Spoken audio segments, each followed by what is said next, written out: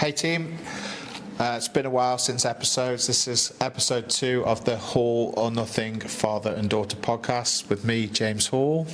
And his daughter, Darcie. Cool. So we started this a couple of months ago to kind of, basically for me to follow Darcie's journey into sport as a young adult and how that can be nurtured and the troubles, trials and tribulations with that is obviously not always straight sailing. You've got to get setbacks and things like that. So we're just trying to document and hopefully inspire.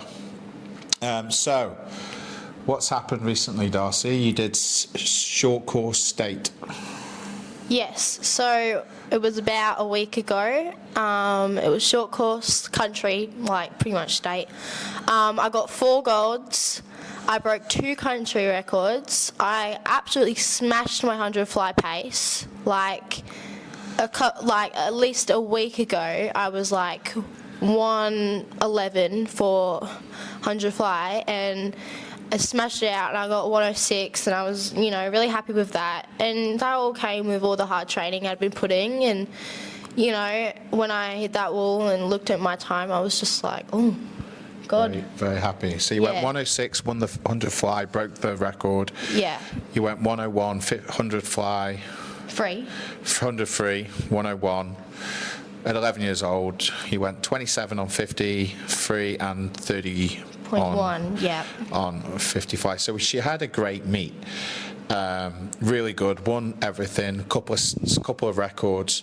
But what I reflected on during the weekend was that we'd had probably almost about 12 months of being stagnant. Like some of those PBs, like your 103 100 was done 12 months ago. Yeah. So, and it can get quite frustrating when you perceive to be putting the effort in and you don't get the rewards. So kind of what I explained to Darcie is things happen in cycles. You're not always going to be at peak, because whilst you're undergoing training, your body's constantly being stressed. And then what happens is if you have a little growth spurt, nail your nutrition, get your recovery right, and peak into a comp, you're going to get this like super compensation effect through your training. And that's basically what happened. So we were kind of going to meets, but effectively not performing great. I wouldn't say underperforming, because we kind of performed in and around what we were, but we didn't kind of like performing at the same pace every time. But you were expecting PB, so you were coming away disappointed.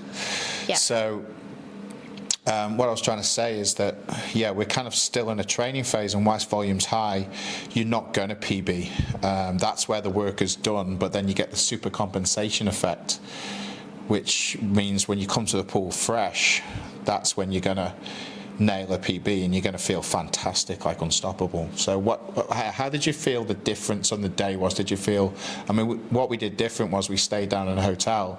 Do you think that kind of helped your mindset of being away in a comp and kind of there to perform? Yeah, well, it definitely helped, because every single time we go up to Sydney Olympic Pool, I would vomit on the car ride, and we'd go up at least 2 hours 30 before my race. We get there 2 hours 30, so I'd have time, a little bit of time to just chill, and then I'm straight in the warm-up pool after literally just vomiting in the car. So sometimes on the days that we drive up, I don't feel that good, but being able to stay and get my head in the mindset that I'm here for races, I'm staying here for a race, it's, you know what I mean? Yeah, so it just got me in that headspace, I'm not feeling sick, I'm taking all this stuff that's going to help me, and, I felt so, ready to go. As soon as I got there, I would have time to chill, warm up, warm down, race. It was just a pattern, and it felt so much better than what I would usually do. Cool. So, we had a good meet. So what we've got next is, the biggest one is the national school champs, where... Got state swimming next. Yeah, but the real big one is Yeah. the national schools. So like, even if we don't perform in state, we've got to know that we might be undergoing heavy training. But so we've got 2 or 3 months. So what we're going to have to do is go back into a block of training, because now you've kind of, what can happen when you've peaked is you actually can lose fitness very fast. Because you can only stay there because the volume's low. What happens is you can actually decondition very fast. So we go straight, back into, and we'll talk about the training, straight back into training, head down, fresh goals. And ultimately, as I say, your actual performances might suffer a little bit if we want to peak for the national schools in October. So that's why I wanted to talk about on this episode, was a bit about balance and volume, and because you see, the trouble with swimming, and this is kind of throughout modern history, is that it's perceived that you have to do a lot of volume.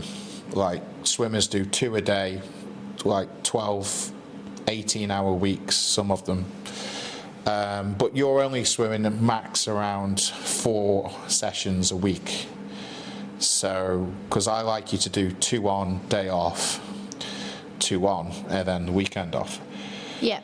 Because what I want is, the worst thing you can do is experience burnout. So if you have 2 on, you know that you can just go hard for 2 days, have a rest day, and then by the time you come back on the Thursday, you're actually willing to train. That's one of the biggest things, is being willing to train, because then you can actually put some effort in. If you went Monday, Tuesday, Wednesday, and then you get to Thursday, you're going to be like, oh, I'm over this. This is the 4th day in a row.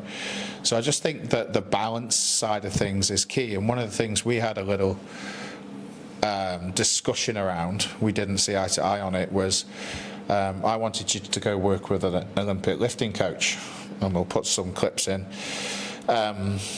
Because not only is it just, it's fantastic for swimming, Olympic lifting, the power you need for ollie lifting, the robustness of your joints, shifting, jumping with that heavy weight, but it's also the balance of the brain. It's giving you another activity to focus on, that you don't get bogged down with swimming, because swimming could go at any point. You could have a real drop of form. You might want to go into CrossFit, and Olympic lifting, gymnastics is always going to be extremely useful in every sport, especially things like CrossFit.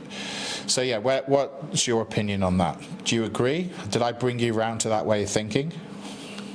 Yeah, well, like, some people, when they train, some people I know, they go at least 7 times a week at swimming, and like, they'd say to me, oh, I'm just taking a rest day now, and then they like do that, and then they do it for a week or 2 weeks because they've just burned themselves out. But if you do something that's like swim, rest, and also be powerful with your lifting, like going down to, a coach that I've been doing some lifting with beforehand, and then now I'm coming back to him and doing some training, that's like giving me extra power, because for me, burning myself out, I don't push hard. In the pool I feel weak, and obviously you just feel tired, and you get to that pool and you think, some people think, I've been training 7 days a week, I'm going to do so good. I'm like, you're not though, if you're tired, if you've been tired for a week. But still, anyone can get up 7 days a week for training, anyone can get up 5 days a week, but it all depends on what you do after that. Take rest days and do nutrition, supplements and recovery. That's like, you just don't burn yourself out. And for me, lifting helps me a lot. Like, I just feel so much powerful, and then the next day, tomorrow I got a rest day, but then the next day after that, I'm going to be sore tomorrow, but then I'm going to come back even stronger. You know what I mean? Yeah, I used to find when we played rugby, we used to do a power-up session the day before. Yeah. So the power-up session was, we'd do the heavy lifts in the week, The Thursday was really the last chance for kind of a medium session in the weights room, so like some cleans. But then on the Friday before the Saturday, we used to do just some cleans and some jumps, just to like switch the central nervous system on and get those fast twitch muscles going. So there's an effect called supercompensation, post-activation supercompensation effect. So basically, if you do something that is really heavy, and then you go and do something light, you can do it faster because your nervous system is primed to go heavy. So even when I used to row, and I'd say some of my best row days were on the days I'd squat, because I've got that my body is switched on that much, and even like I'm experiencing a little bit of fatigue, but then when I row I can really feel my quads. So I used to have some of the best connection days with the rower when I was training for the 1,000 meter world record, either the day of or the day after a heavy squat day, because they're kind of muscles you need, the quads and the glutes. So yeah. Anyway, I think that's it for today. So balance has been talked about. I think we talk about nutrition next time. Maybe look into a bit more of the training split that Darcie's doing, that I'm writing for her. Darcie? Yep. Bye. Bye.